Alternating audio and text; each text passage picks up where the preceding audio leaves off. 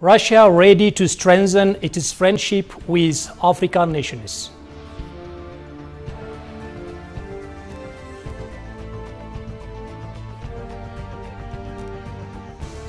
And Iranian President Ibrahim Raisi arrives in Nairobi for a 3-day visit.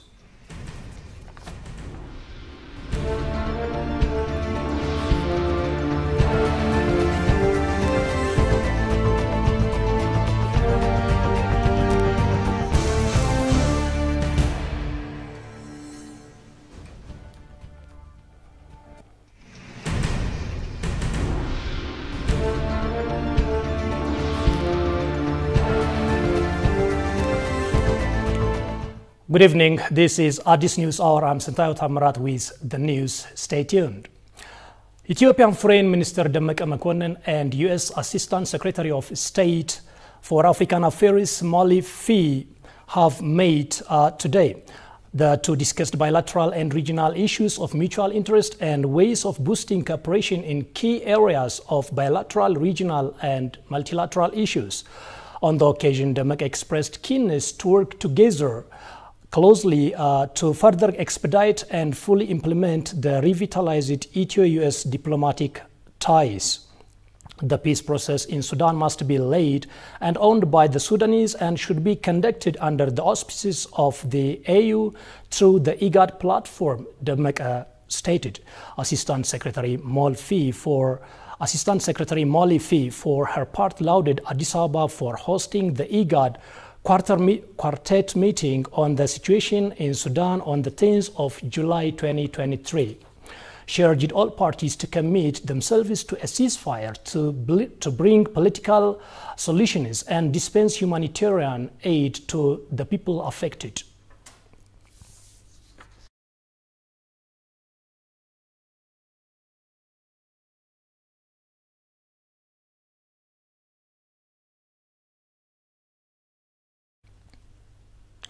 Meanwhile, Foreign Minister Demeke Mekonnen has arrived in Nairobi, Kenya to participate in the 43rd ordinary session of the Executive Council of the African Union Commission. On his arrival at the Jomo Kenyatta International Airport, Demeke has been warmly welcomed by Bacha Debele, Ambassador Extraordinary and Plenipotentiary of the Federal Democratic Republic of Ethiopia, and high-level Kenyan officials. The 5th mid-year coordinating meeting of the African Union Regional Economic Communities and Regional Mechanisms meeting is scheduled to take place from 13th to 16th of July 2023 in Nairobi, Kenya. The meeting will be attended by member states, including higher officials of AUC, Regional Economic Communities, Regional Mechanisms on Peace and Security, AU organs, and international partner organizations. According to the Ethiopian news agency, the summit will be conducted under the theme Accelerating the African Continental Free Trade Area.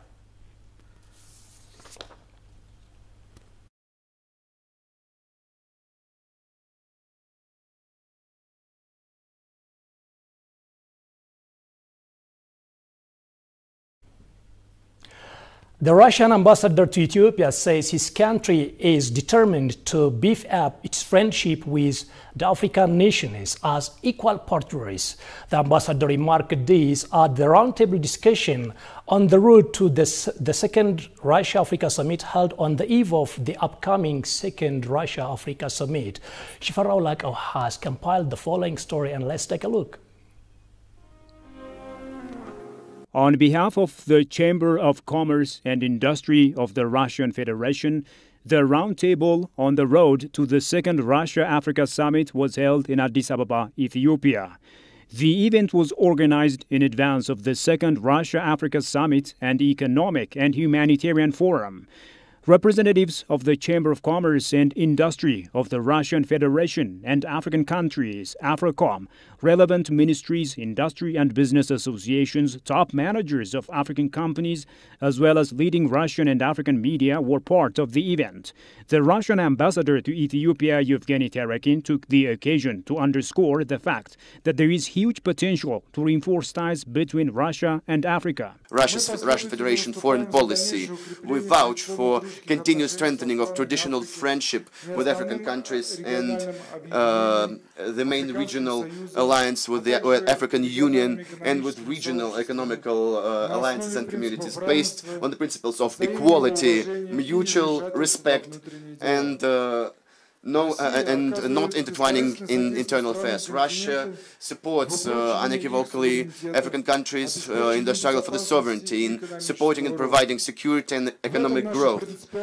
This is our biggest difference from the so-called countries of the collective West. The ambassador also stated that Russia sees Africa nations as an equal partner in order to strengthen comprehensive and mutual friendship between them. Will be facilitated by hosting the second Russian-Africa Summit and the Humanitarian Forum that will take place on July 27th and 28th this year in St. Petersburg. Summit is considered by us as a systematic foundation element of a partnership between Russia and Africa. Its hosting and conducting is aimed at reaching new levels of quality in our mutually beneficial partnership, answering the challenges of the 21st century. The further strengthening of equally mutually beneficial partnerships between Russian and African countries in all measurements, in politics, in economy, in education, in science, culture, and humanitarian spheres. The president of the Ethiopian Chamber of Commerce and Sectoral Association said the upcoming second Russia-Africa Summit will give a boost to reinforcing the friendship between Russia and Africa. The coming event to be held in Petersburg at Russia is a good opportunity to make relationships between the business community of Ethiopia and also the business community of Russia. Not only for selling products of Russia, but also for selling services and products of Africa, and also to get knowledge and technology transfer and especially from Russia to Africa. The second Russia-Africa Summit will be held at the end of this month, with the goal of promoting efforts to strengthen comprehensive and equal partnership between African nations and Russia. It was disclosed.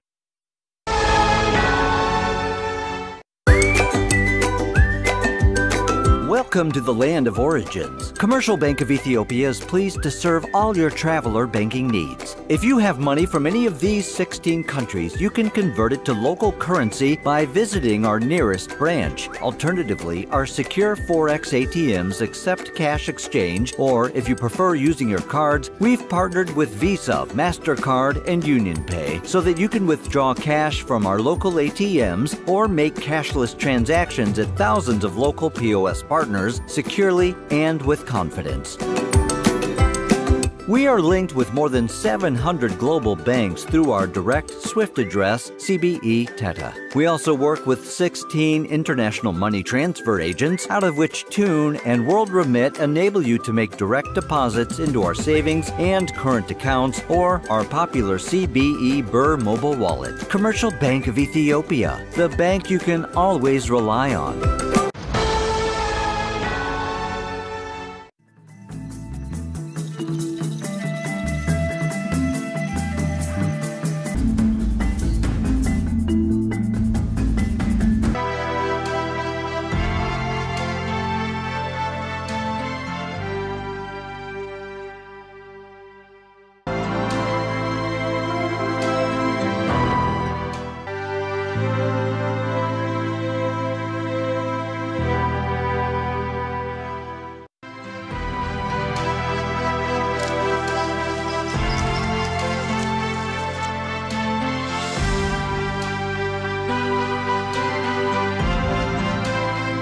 ላሉም ደግሞ ተደራሽ መሆን የሚችል አሁን እንደምታየው የእግር መንገድ እየተሰራ አለ ቱሪስቶች ይሄንን ተጠቅመው ገብተው በእግር ወይም በጋማ ከብት እየገቡ ማየት ይችላሉ ወደፊት ደግሞ ይሄንን መንገድ ደረጃውን አሳድገን ቱሪስቶች በቀላሉ እዚሁ አካባቢ ከሚገኘው ከዋናው መንገድ ተገንጥሎ 10 ኪሎ ሜትር ላይ ይሄንን ሀይቅ መጎብኘት የሚቻልበት እድል ይኖራል ማለት ነው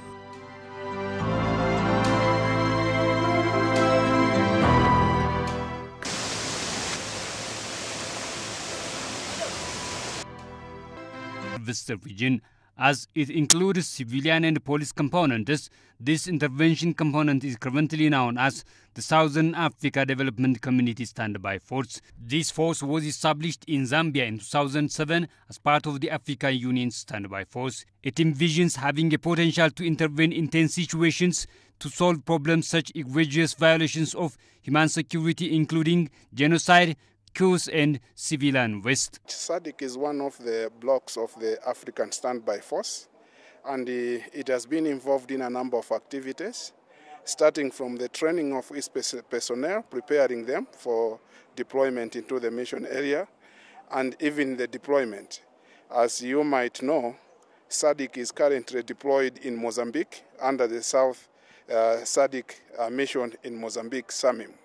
So that's where they are trying to contain the situation of the Islamists and the terrorists in Mozambique.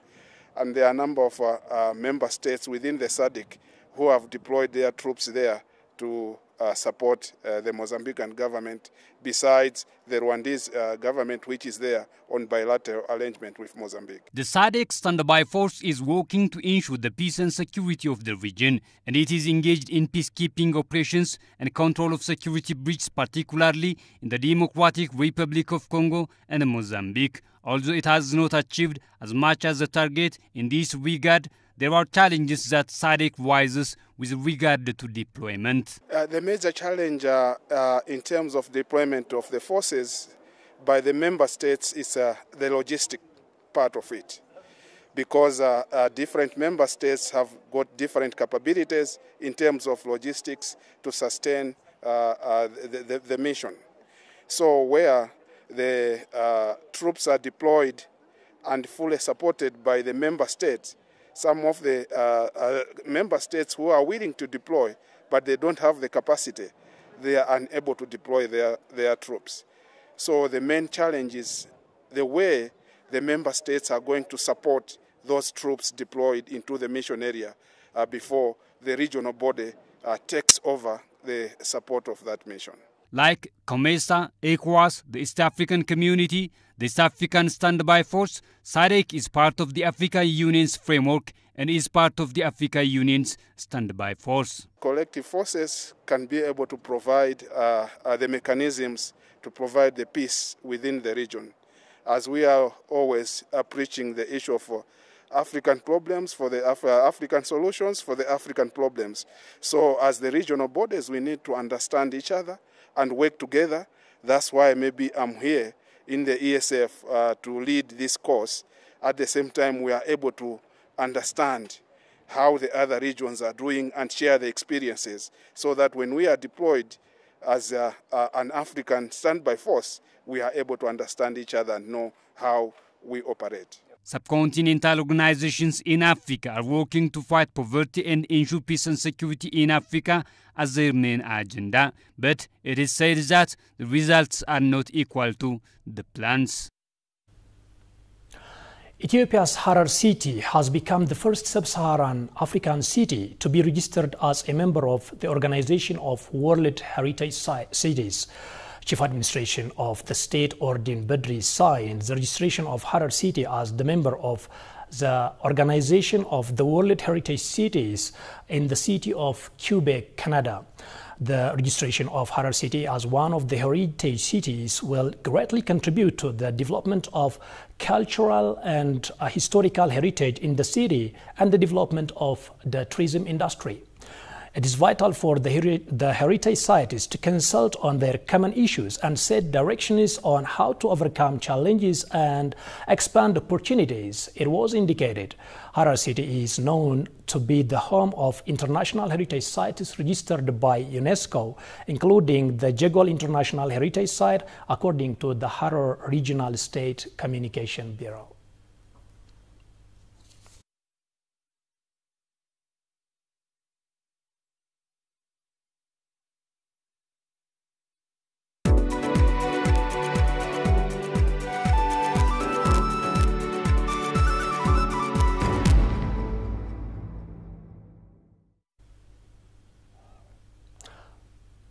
Welcome back. Commissioner of the Ethiopian Customs Commission, Debele Qabeta, has received the Best Customs Commissioner Award at the AIDS African Leadership Magazine Africa Summit 2023 held in London. Commissioner Debele is recognized as the Best Commissioner of the African Customs Commission in the International Space Award organized by the Organization of the Best African Government Service Institutions Award. Apart from recognition and awards, efforts will be made to make the Ethiopian Customs Commission a strong public institution that all Ethiopians can be proud of and trust, the commissioner said. The magazine focuses on bringing the best of Africa to a global audience, telling the African story from an African perspective, while evolving solutions to peculiar challenges being faced by the continent today.